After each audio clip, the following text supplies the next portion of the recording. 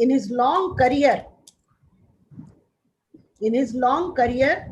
of 42 years as a teacher in different capacities of lecturer, reader, and professor, he has a long list of publications to his credit, including books, research papers, edited books, some of which are prescribed in universities of India.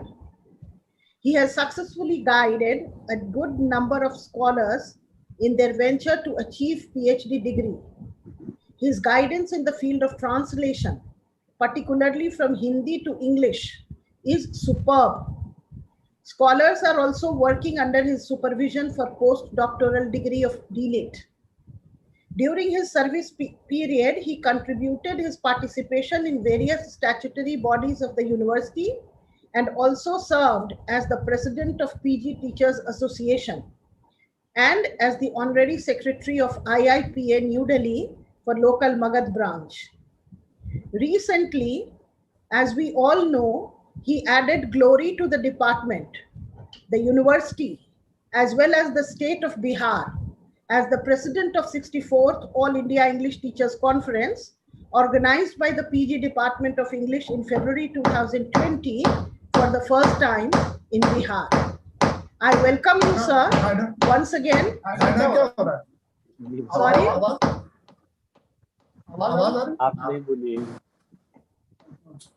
I welcome you, sir, and I welcome all my colleagues from my department and the teachers and the students from the PhD coursework classes, and also my MA students of the department. And now I invite you, sir, for your lecture, for today's lecture. Over to you, sir.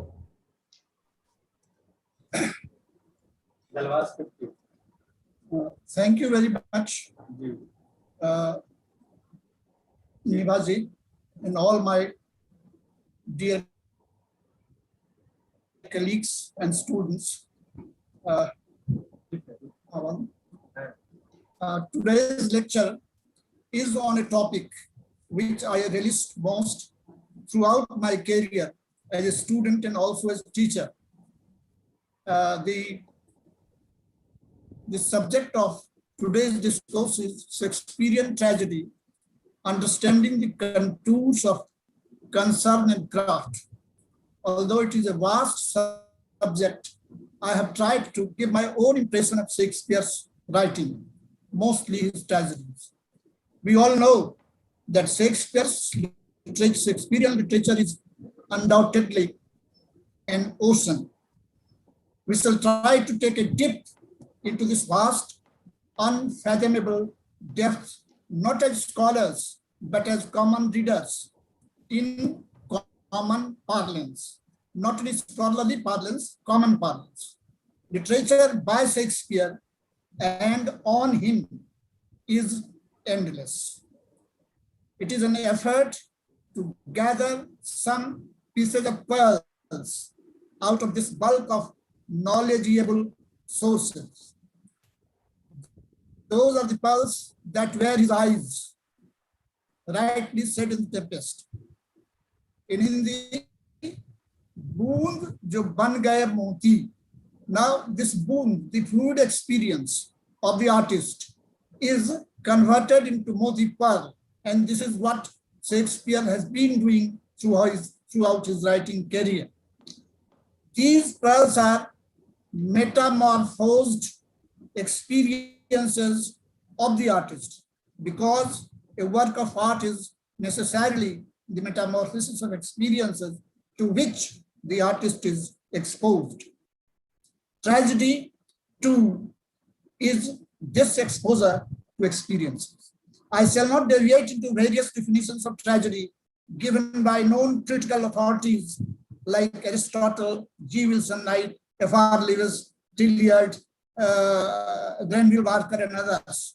Rather, I shall focus on our understanding of tragedy. Over the last 40 years, I have visited all possible and available resources on Shakespeare and have developed some personal understanding texts, ranging from comedies to history plays, and finally the tragedies. when I have been doing all these, what I have been doing all these days is to relive Shakespeare. I have relived Shakespeare. What I have been doing all these days to relive Shakespeare, recreate him through reciting some of the most impressive passages from his texts. It was as if my Othello, my King Lear, my Julius Caesar, that is my understanding of all these texts. By my Julius Caesar, I don't say I have written it. My understanding of Julius Caesar as a tragedy, through which I tried to reach to my students. I think some of you bear witness to this effort of mine. Now, I shall let you know something about the experiences that Shakespeare gathered around him. In Shakespeare's context, imagined sensory experience. Sensory experience is all right, but then in his context, it is imagined sensory experience. Have a greater role to play. Intangible realities of life are brought on the witness box, as abstract values of life. And the accusing fingers of the artist are pointed to those abstractions in terms of honesty, honor, humbleness, modesty, truth, silence, and the like, to answer those puzzling questions, because they deal in paradoxes of life. And the artist seems to grapple with those problems, basically the problem of evil in tragedy. Tragedy is this grasp of the paradoxes.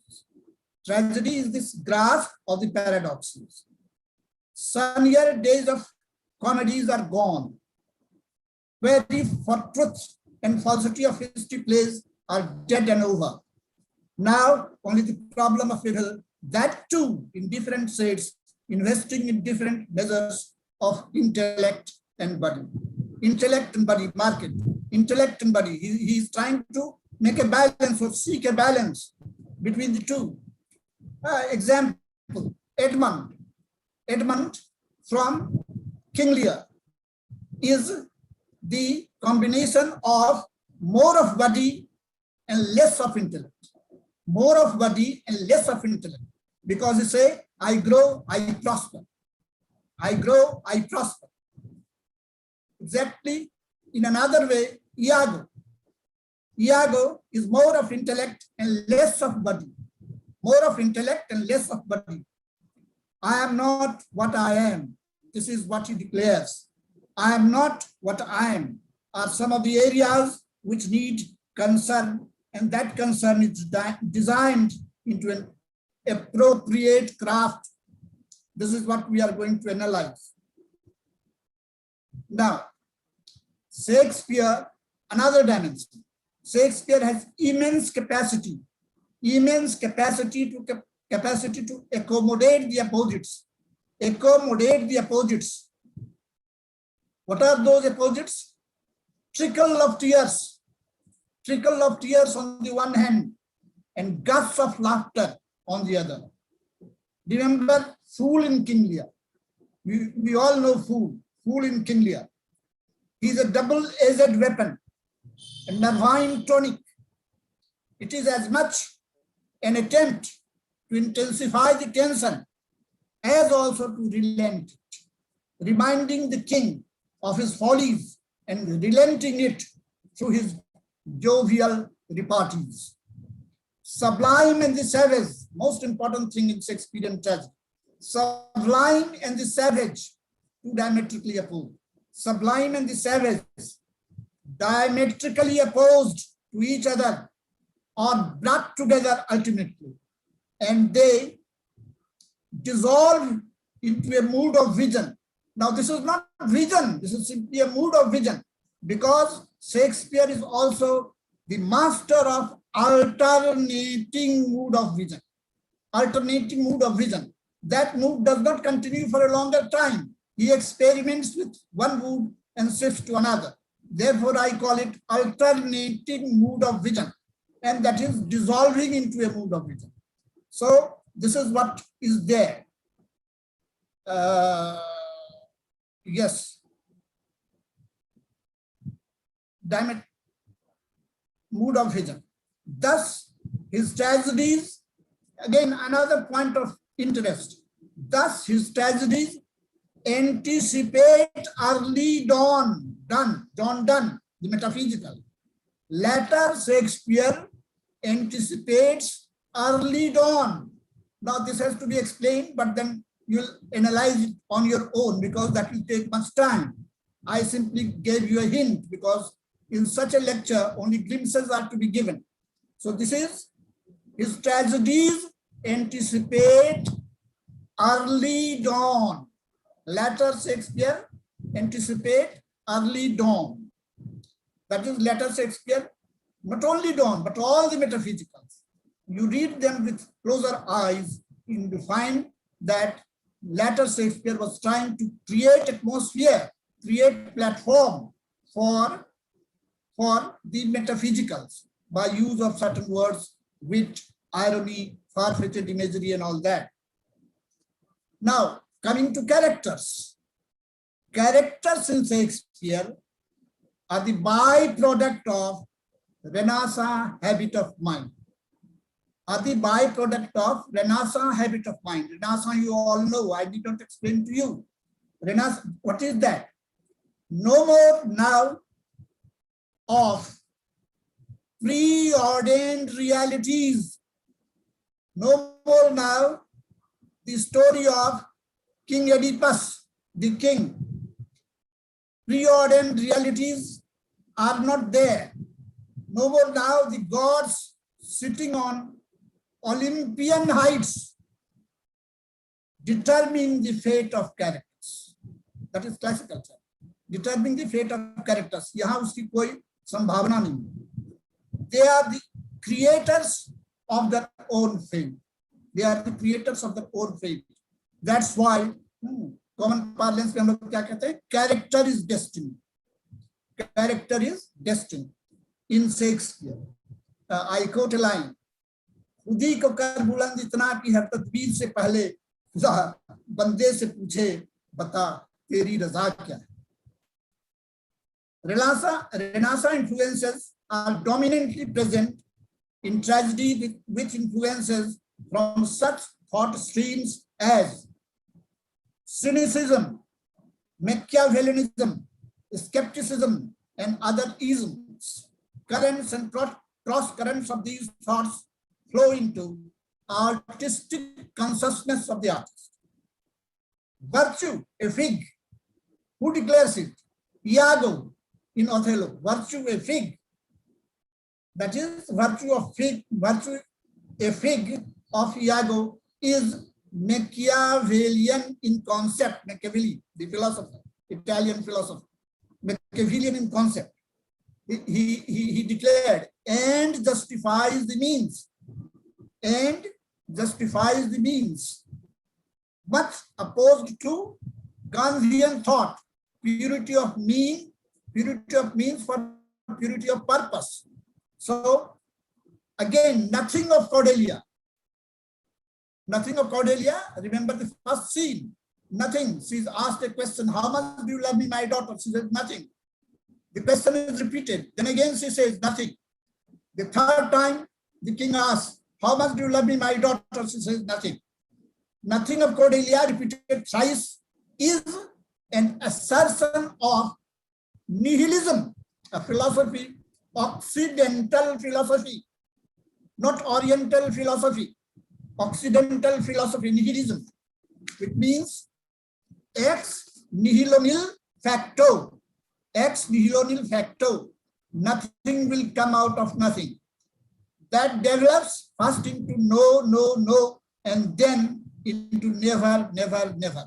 This is just against, or this is just opposed to Oriental thinking, that is our thinking, where there is no question of Sunyavad, that is nihilism. यहाँ पूर्णता की बात है. I quote a line from Sanskrit text. Om Purnamidam Purnamidah Purnat Purnamudichyate Purnamadaya Purnamevavasishyate. This is Oriental, and that is Occidental. Ex nihilo nil facto. Nothing will come out of nothing. In Act 5 of King Lear, Shakespeare indicates carving of pattern of nihilism.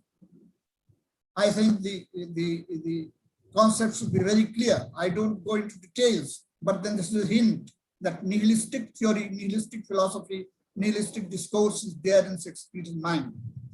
Another dimension, astrology, all these are Renaissance habit of mind. I am correlating these things with Renaissance habit of mind because in Renaissance, during Renaissance, these influences were there. So astronomy, astrology, anatomy had wide range of references in these texts. These late eclipses in sun and the moon portend no good to us. Edmund in King Lear, that is astrology. Let them anatomize Regan and see what breeds about her. Anatomy. Shakespeare, third act, second scene, is anatomy. The knowledge of it emphasizes the fact that knowledge was power during Renaissance. All patterns of imagery, animal, space, medical sciences have been put together to give intensification to knowledgeability. Thus, the artist in the process scales the height of experience and fathoms the depth of it to create an archetypal pattern. Lear is us. Lear is us, Eliot announces with impunity. And Dr. Mrs. Niva Singh must be knowing this pattern or this archetypal pattern of imagery, personally, the persona image, persona pattern, persona archetype. Shakespeare is hinting that in creating Lear when he says, Eliot is hinting at that when he says, Lear is us, that is persona archetype. Dr. Mrs. Singh must appreciate it. Tragedy, again another point, tragedy in Shakespearean case, becomes a journey from city to outpost. A journey from city to outpost, an image, very clear image. City to outpost. Why? City is the seat of civilization. And outpost is away from the civilized existence. It is not for nothing that all barbaric incidences take place outside the civilized arena. Read any of the Grimm's tragedy, you'll find that dastardly events take place not in the city but outside it. This is somehow what is the result? Why does Shakespeare do so? The theory is that it is altogether or somehow a reductive experience. Reduce karta, reductive experience. Kahan se? From civilization to barbarism. From civilization to barbarism. From humanity to animality. Animal in man is brought on the surface. And it is this grasp of animal in man that Shakespeare seems to be working on. It is degraded self that accounts for tragic realization.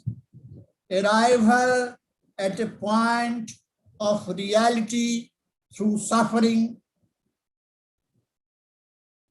is all about tragedy and in tragedy.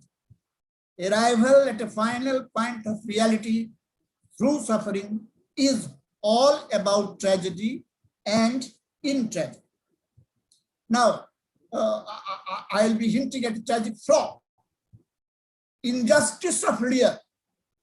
I need not explain what injustice did he perform. But then in one word, injustice of Lear, ambition of Macbeth, over scrupulousness of Othello, and suspicion of Hamlet are pointers to this degradation of self, which we in common parlance call tragic flaw. They fall from the glory to ignominy, arousing a sense of pity and awe among the audience. Passion, thus spent, invites cool of mind to return, and purgation of emotion is the final effect. That exactly is what we call catharsis. Thus, pity, awe, terror, catharsis, hamartia are the chief ingredients of tragedy. Shakespeare incorporates them all in his tragedies,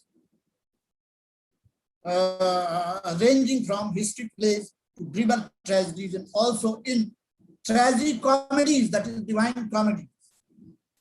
Selection of imagery in all these ventures plays a significant role. I said to imagery. And surprisingly enough, there is one-to-one correspondence between the stance and the poetic flight. Lear's storm scenes. Any Shakespearean reader must be aware of storm scenes in Lear. Lear's storm scenes are truly an intensification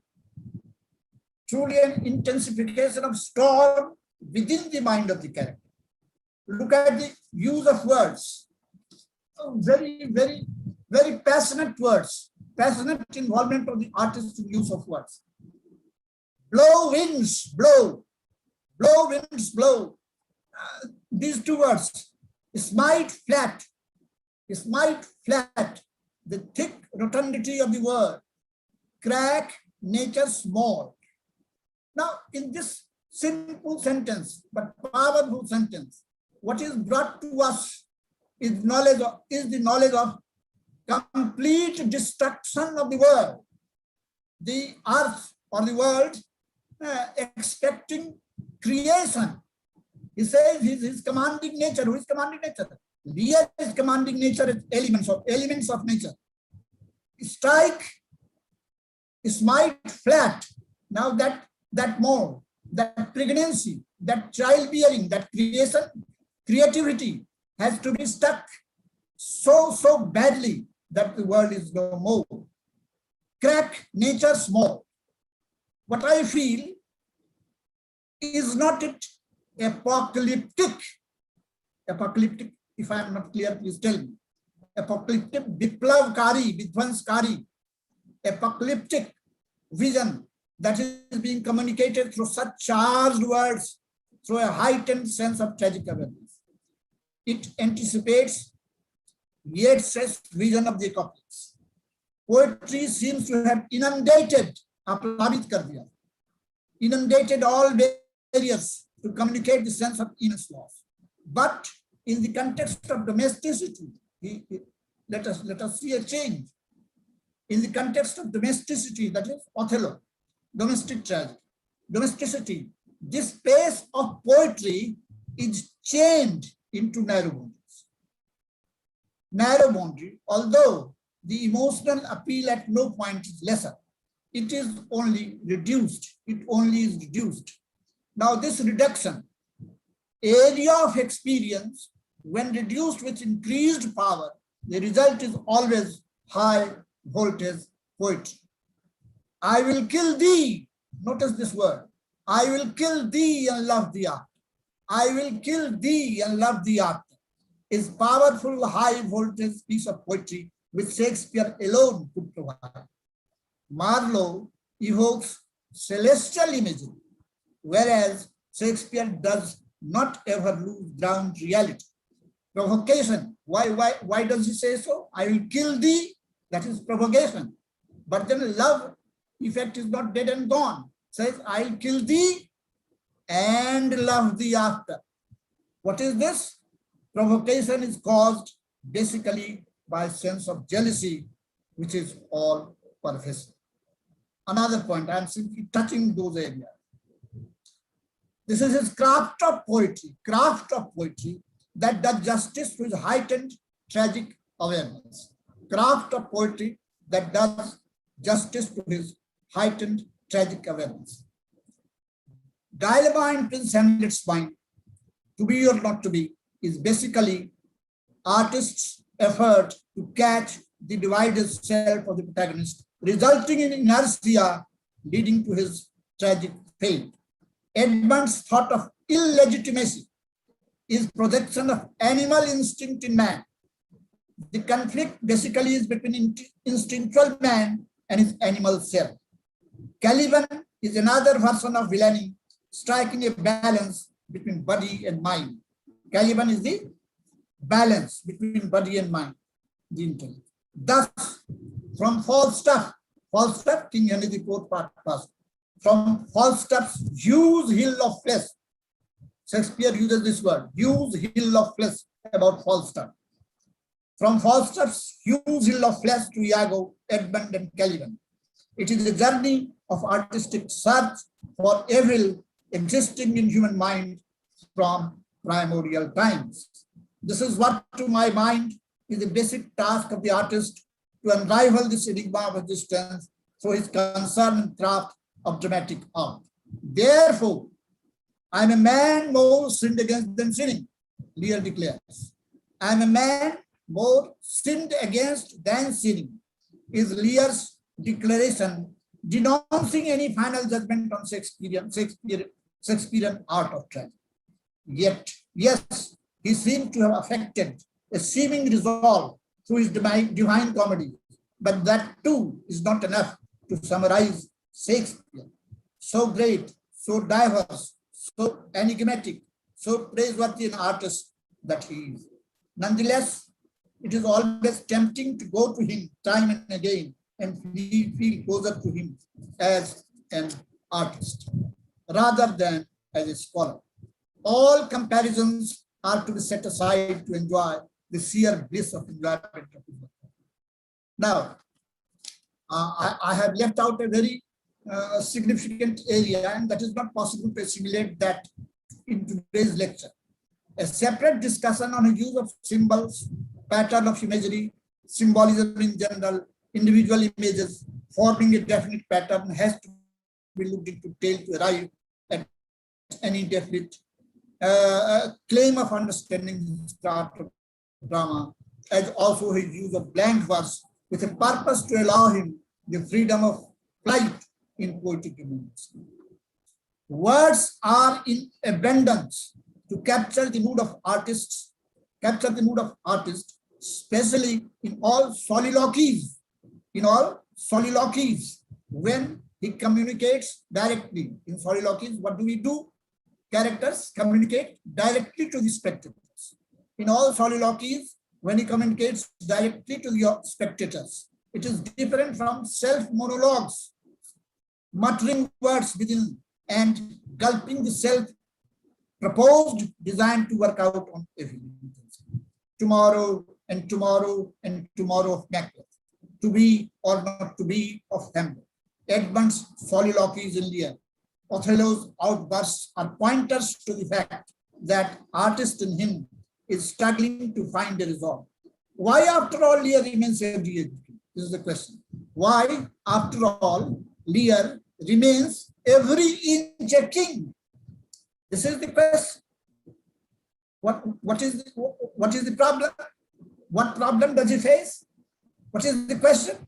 How much do you love me, my daughters? How much do you love me, my daughters? Is to measure love as a commercial commodity. This again is Renaissance habit of mind when it was preoccupied with commercial concerns for the fear of losing it. Referring to history, only two events of history I'll refer. Two great historical events marked the degradation of sensibility and insensibility. Fall of Constantinople and destruction of Spanish Armada. I need not explain to all of you the balance of power that was being exercised by Queen Elizabeth I in Elizabethan age. Spain and France were struggling to find the supremacy of one over another. And England was a balancing force. But then Spanish Armada during Renaissance was destroyed. So there was imbalance of power. Destruction of Spanish Armada created a situation where people felt insecure about their future. Therefore, what happens? Ben Jonson writes about the alchemist. When stress is over hoarding of wealth, bachao, for future, he sets out on a perilous path. Who? Ben Jonson. He sets out on a perilous path with a broken compass. Mind it, beautiful words. With broken compass in confused directions. Renaissance gave birth to this kind of sensibility. Father Lear bows down before King Lear, and when his kingship challenged, he is furious. When his kingship challenged, he is furious. This fury of anger turns into wrath. Wrath is a bigger word. Wrath again is a metamorphosis, and this is godly. This fury of anger turns into wrath. He admonishes. I think all of you are aware with the name of Kent. Kent. He admonishes him when he revises him. He admonishes Kent. What does he say? Come not between the dragon and his wrath. Dragon and his wrath. That is, king turned into a dragon. This is man turning into an animal. Come not between the dragon and his wrath.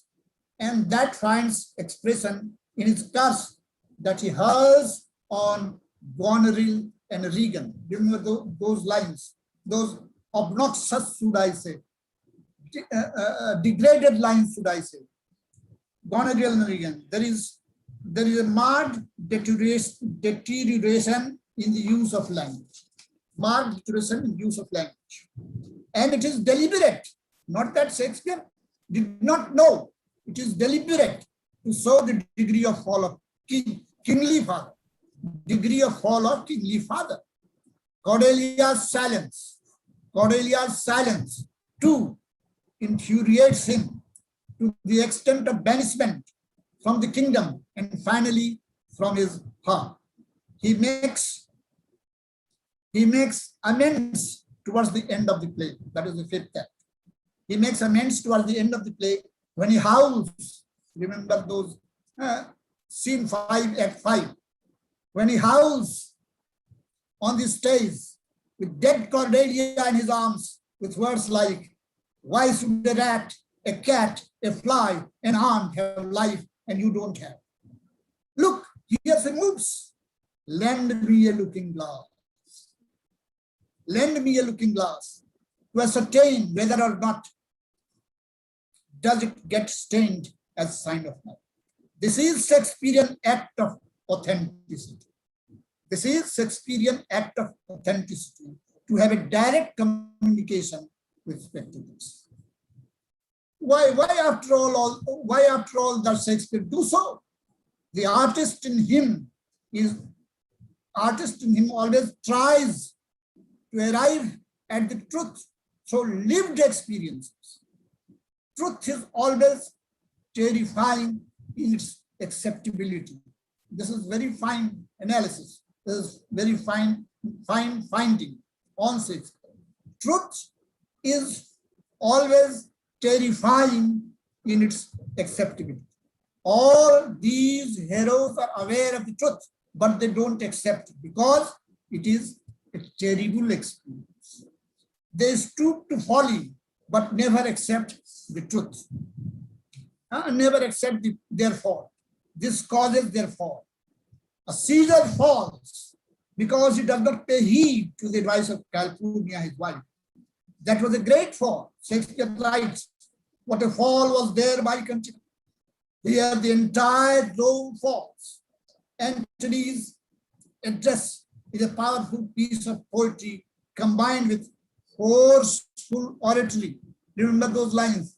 Should I quote them? I remember those lines perfectly well. Friends, Romans, and countrymen, if you have tears, prepare to set them now. I have come to bury Caesar, not to praise him. The good is often tear the bones of a man. This is Antony. But then, as I told you, alternating mood of vision. He's a master of creating an alternative mood of vision. Emotional appeal in the address of Antony is alternated in the address of Brutus. In Brutus, what do we feel? Yes, Professor. Shakespeare is a clever artist. I call him a clever artist to provide emotional appeal in Antony's address, while in Brutus, he allows only reason. It was rational in tone and temper, unable to move the romance. Reason and logic are subject of judiciary. Antony's emotional appeal overpowers Brutus's rational justification of murder of Caesar. Thus, Julius Caesar creates the platform of experimentation for grimmer tragedies to follow. This is a kind of investment of passion into poetry. Investment of passion into poetry. Charged words compensate for the loss of gesture. This is my understanding. Charged words compensate for the loss of gesture, and the effect of a storm with lightning is provided on the stage. This is the grasp of cinematography which Shakespeare performed through his words. Elizabethan age was far from these technical devices, but the presentation does not lose any effect. Now, again, another dimension I leave. The role of supernatural is another dimension which needs elaboration, but that needs separate discussion. Three witches of Macbeth, ghosts in Hamlet, supernatural agencies in Tempest, are all projections of another world playing a vital role. I leave it for today, shall do justice to it whenever I get another opportunity. Now, in concluding remarks, Shakespeare is very close to me, but let me confess that the joy, the affinity, the proximity I feel in reading Tulsidas' Ramcharitmanas is altogether missing, which is but natural. Worship of mother tongue, lingua franca, is a divine gift in all of us. I don't compare these two artists. It is simply my feeling. Ramayana is not only a religious or mythical treatise, but it is a work of art with fine literary nuances. Aranyakand is a delineation of worlds of nature and world of man. It is a juxtaposition of the two worlds treated on the same ground. Comparisons are apt and they strike a worldly wisdom. One line from Aranyakand. I have been quoting to some of you very often. Kund aghat sahahi giri kaise, khalke bachan sant sah jaise. Here too, the devil and the divine have been brought together, not by violence, but by sense of accommodative appeal. There are several such examples in this kind of manas, which tempts me to go into detail, but that will be a philosophical discourse, which is not the contour of today's deliberation. I deliberately did not go to the moderns and confine myself to Shakespeare alone. That too, not as a scholar, but as an admirer of works of art of such a great playwright. Should I call him the greatest and also the best? I leave this to you all. Thanks. Thank you, ma'am.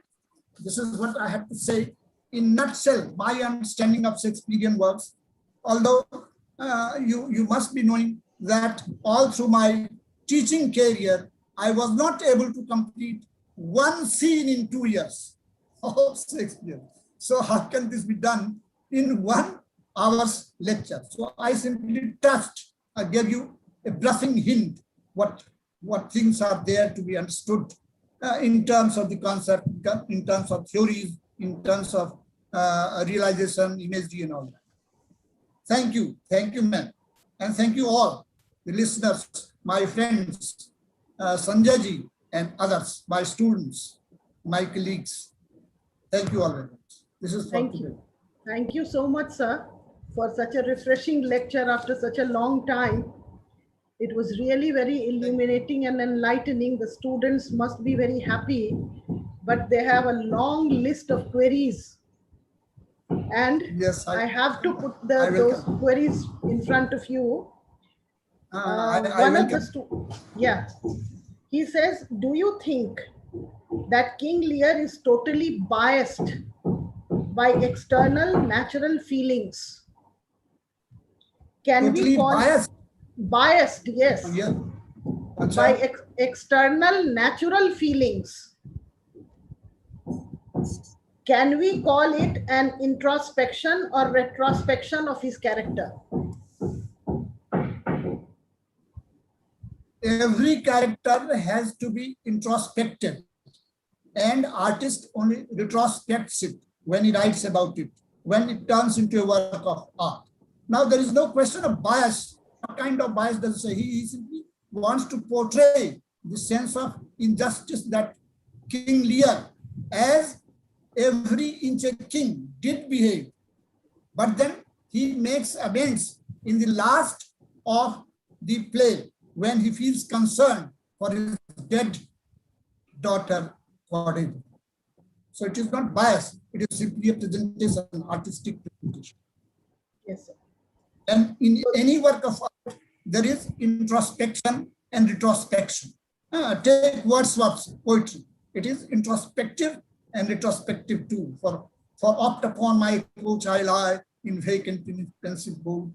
They flash upon my inward eye, which is the bliss of solitude.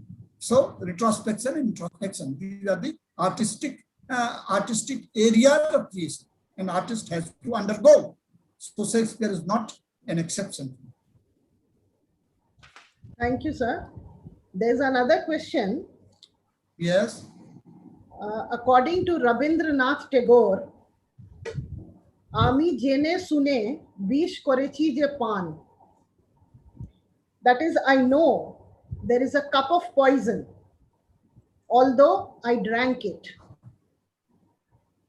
What, in your point of view, about Macbeth regarding this quote?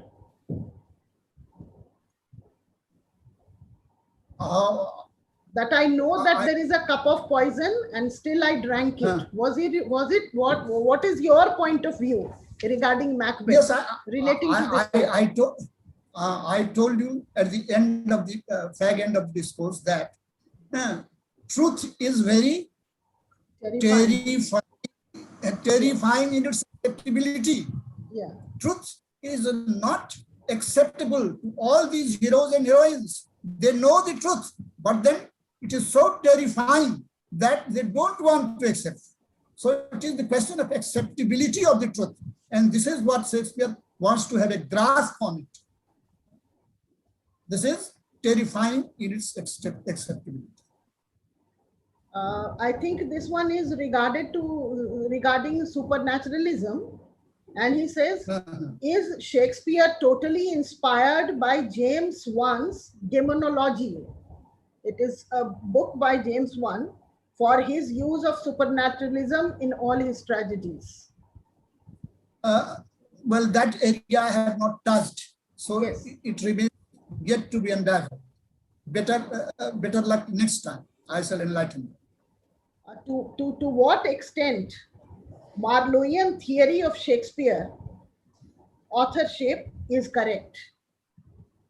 Marlowean theory of Shakespearean authorship is correct. I think he's he has a very, I mean, inquisitive about this question. He puts it that, is it true that Shakespeare and Marlowe were the same person? That means No, I research, think he tries to find out the influence of Marlowe on Shakespeare. no, it's not influence. These conjectures are there and researches are being done. But then to say that it was not Shakespeare, but Marlowe did write all these things is yet to be a certain established. So influence of Marlowe is not there. Marlowe is already an established playwright, mingling the two influences, that is Christian and the Renaissance. And Shakespeare is a pure Renaissance artist. Marlowe is combination of Christianity and Renaissance. So this is the difference. And the use of imagery also is different. Celestial imagery. Here, imageries are concerned with down to realities of life. So Shakespeare and Marlowe are two persons, there's no doubt about it. But then the research is being carried out. So this is a conjecture. This is a conjecture. Not to say that it was Marlowe who was writing Shakespeare or Marlowe's influence on Shakespeare. Well, they were separate artists asserting their individual self to capture the mood of the time. While in Marlowe, there is a combination of Christianity and Renaissance. In Shakespeare, Renaissance and Renaissance and Renaissance alone. There is one question related to Renaissance again. Are the superstitious elements in Shakespearean tragedy, such as depiction of three witches in Macbeth or ghost scene in Hamlet or so on, takes Shakespeare somehow away from the values and temper of scientific enlightenment and advancement, which was advocated by personalities like Bacon, Machiavelli, etc.? Yeah, but then that was simply a presentation. In order to fulfill his craft of drama, he did experiment with those things. Not that Shakespeare believed in them. It was an experimentation in the art of drama to make an atmosphere. Fair is fall, fall is fair. Now, he is trying to create an atmosphere of tragic nuance. That is what he does. Not that he believed in that. He is a pure artist of Renaissance.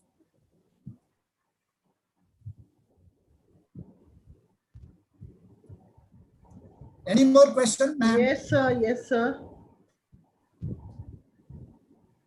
Why do Shakespearean tragedies have only tragic heroes and not tragic heroines, although he frames female characters undergo tragedy? Only tragic heroes. Yeah. What about Lady Macbeth? What about Desdemona? No, not tragic? I think what he means to say that all the Shakespearean tragedies have heroes as their protagonists. Yeah. The female characters are not the protagonists. That is what he wants to put in his question. I took the question. But then that was the design of Shakespeare as a playwright when he did give more importance to heroines in his comedies. He shifts the attention from heroines to heroes in tragedies. So it was an experimentation of both the sides, heroines in comedies, heroes in tragedies. This is just the effort of the artist to create a balance of his vision. Heroines and then heroes. Because in comedies, heroines are supra-intelligent.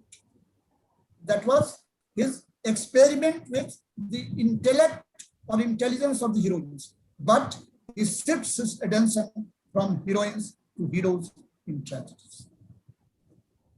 Thank you so much, sir. Thank you very much, ma'am. Thank you very much, ma'am. Thank you, all my colleagues, all my students. And I think I was trying again to relive Shakespeare in this discourse. Yes, and now I invite Dr. Vikas Mohan Sahai for vote of thanks. So over to you. Thank you, ma'am. First of all, Uh, my pranam to my teacher, Professor C.P. Singh sir. A lovely and warm morning to our most valued and worthy honorable guest, Professor C.P. Singh, our head of the department, Professor Nibha Singh, esteemed colleagues, and dear students. I feel myself privileged while proposing vote of thanks on the occasion of the lecture series organized for the PhD coursework students by Postgraduate Department of English and Research Center. I, on behalf of department, would like to thank our speaker, Professor C.P. Singh, this morning. It's a big occasion to listen to our respected CPS sir, who gave his vital time from his busy schedule to bless the students by delivering lecture on Shakespearean tragedy, understanding the contours of concern and craft. Sir, you have uh, uh, tried to make the concept of the students clear, and as you said, that Shakespearean literature, undoubtedly, it's an ocean. You have rightly said that tragedy is an exposure to experience. Uh, Sir has tried to just make it clear that intangible realities of life are brought to witness box. Our sir, respected sir, he has certainly just tried to put light on different dimensions of Shakespearean plays. You have elaborately discussed the characters, the persona archetypal images, then the supernatural elements. So I think uh, the students of PhD coursework must have tried to uh, just enhance their ability to understand Shakespeare. As sir has said that Shakespeare is a very clever artist.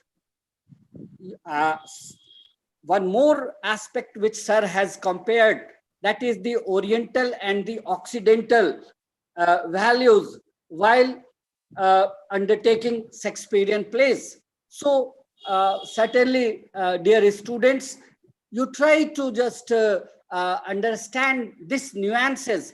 Of course, one of the research scholar uh, uh, has asked this question and tried to compare Rabindranath Tagore's one of the version. So I feel that yes, certainly this lecture by our respected sir, it would make you understand Shakespearean dramatic art. A big thanks. I again give a big thanks to respected sir to come just to share a piece of information with my students that Professor CP Singh sir, he's not only an academician at a national level, but he is a former administrator and former vice chancellor of this university also. So I once again I thank to our guest. I'm sorry, sir. I'm saying guest. You are not guest, sir. For us, for the students, you are guests, but you are the just the mentor of our generation. You are the mentor. You are the real mentor of this generation, the teachers of this generation. So a big thanks, sir. I would like to thank our head of the department, Professor Nibha Singh. Of course, in this pandemic, it's her effortless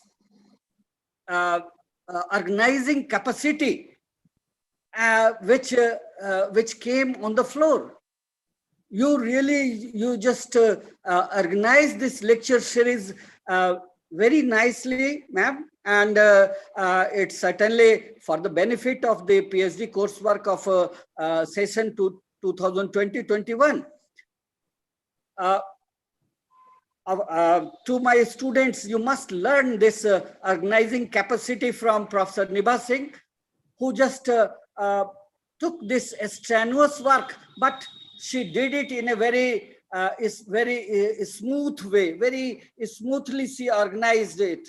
So I mention my sincere gratitude to her on behalf of Postgraduate Department of English, Magad University, Bodh Gaya, from the teachers as well as from the student side also.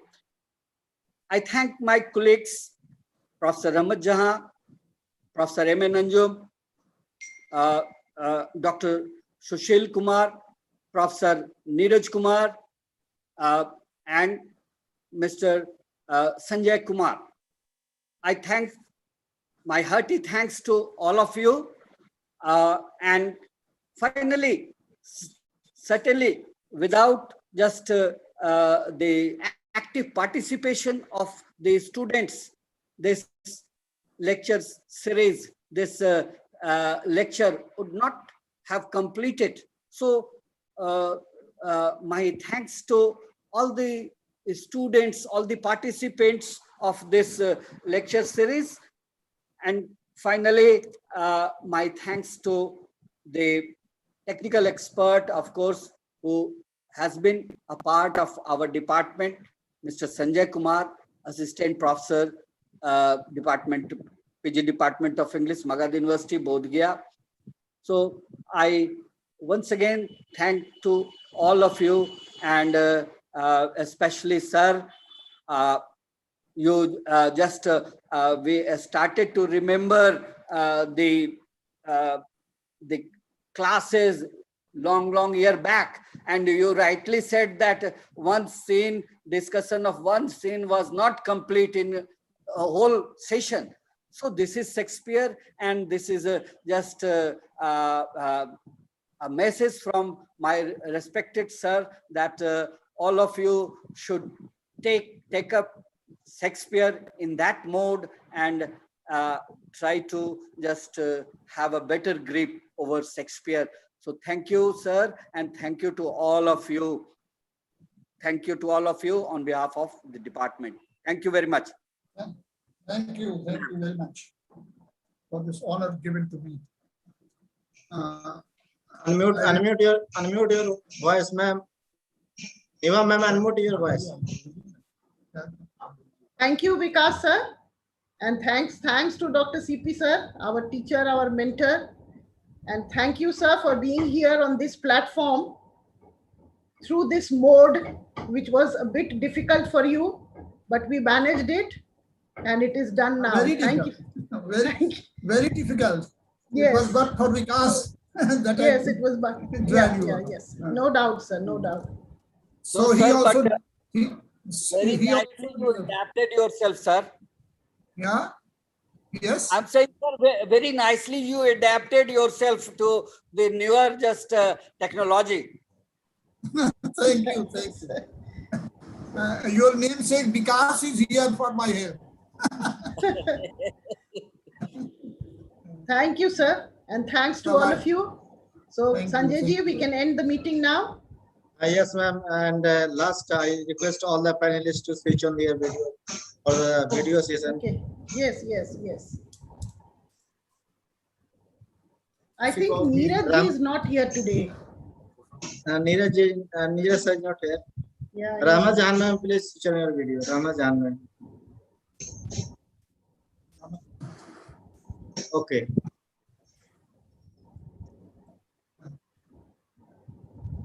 Thank you all very much. Done? Can we end the meeting now, Sanjay ji? Just a minute.